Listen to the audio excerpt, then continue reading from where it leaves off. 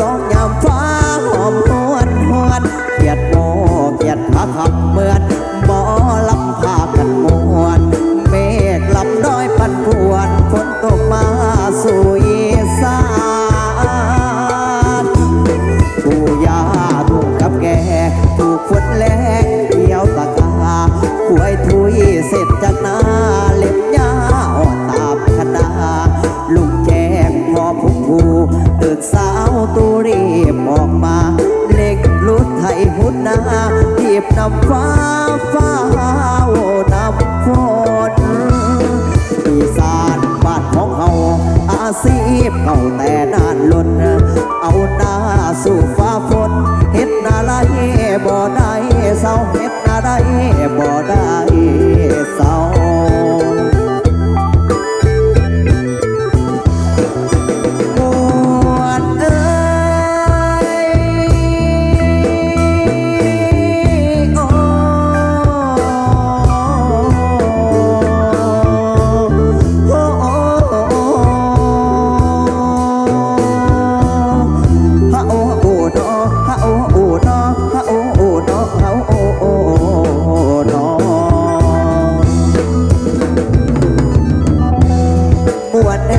มวนเสียงกบร้อง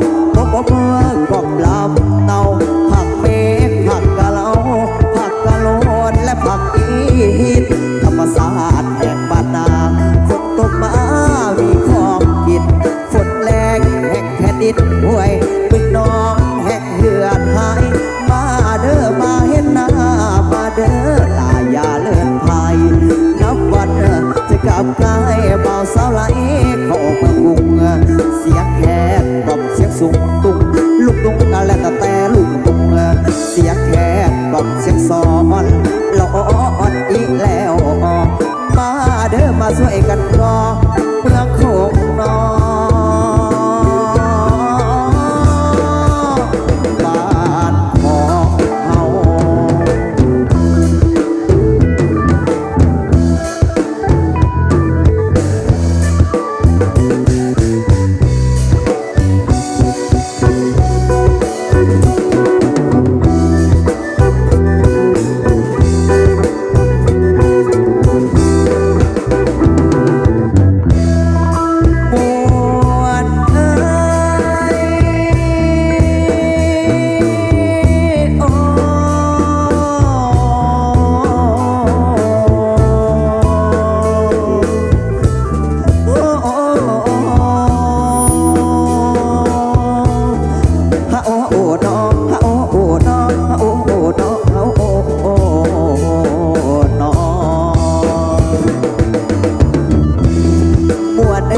มวนเสียงกบร้องบกเมื่อกบลำเนาผักเมฆผักกะเหลาผักกะโลนและผักอีหินธรรมศาสตร์แห่งบ้านนาฝนตกมามีของกินฝนแรงแห่งแผ่นดินห้วยบึงน้องแห่งเหือดหายมาเด้อมาเห็นหน้ามาเด้อลายาเดินไทยนับวันจะกลับกายเบาสาวไหลเข้าเมืองกรุง